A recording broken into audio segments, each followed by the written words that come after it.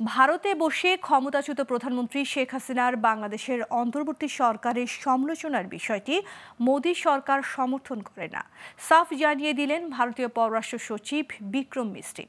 ভারতীয় সংবাদ মাধ্যম দ্য হিন্দুর প্রতিবেদনে জানানো হয়, বুধবার সংসদীয় স্থায়ী কমিটিকে পররাষ্ট্র সচিব এ কথা জানান। তিনি বলেন, ভারতের সঙ্গে বাংলাদেশের সম্পর্ক কোনো একক রাজনৈতিক দল বা সরকারের মধ্যে সীমাবদ্ধ নয়।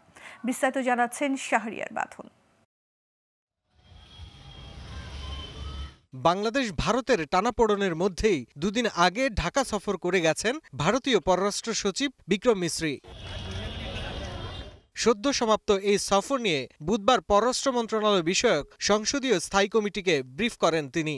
এই কমিটির নেতৃত্ব দেন বিরোধী দলীয় এমপি শশী থারুর। ব্রিফিংয়ে শেখ হাসিনা ভারতে বসে তার রাজনৈতিক কার্যক্রম বাংলাদেশের সংখ্যালঘুদের উপর কথিত নির্যাতনের মতো বিষয় উঠে আসে।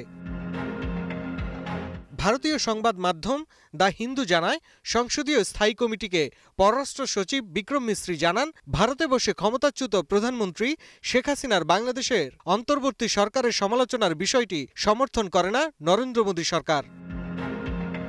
তিনি বলেন, ভারতের সঙ্গে বাংলাদেশের সম্পর্ক কোনো একক রাজনৈতিক দল বা সরকারের মধ্যে সীমাবদ্ধ নয়, বরং বাংলাদেশের জনগণের প্রতি মনোযোগ দিয়েই সম্পর্ক বিবেচনা করে ভারত।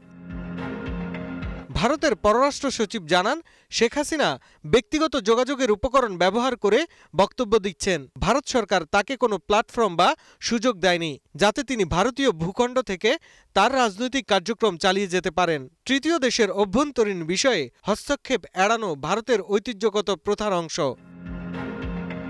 সম্প্রতি ভারতে বসে শেখ হাসিনা অন্তর্বর্তী সরকারের সমালোচনা করে বেশ কয়েকটি ভিডিও বার্তা দিয়েছেন। তার এমন রাজনৈতিক কার্যক্রম ভালোভাবে নেয়নি ভারত সরকার। শাহরিয়ার বাঁধন, গ্লোবাল টেলিভিশন।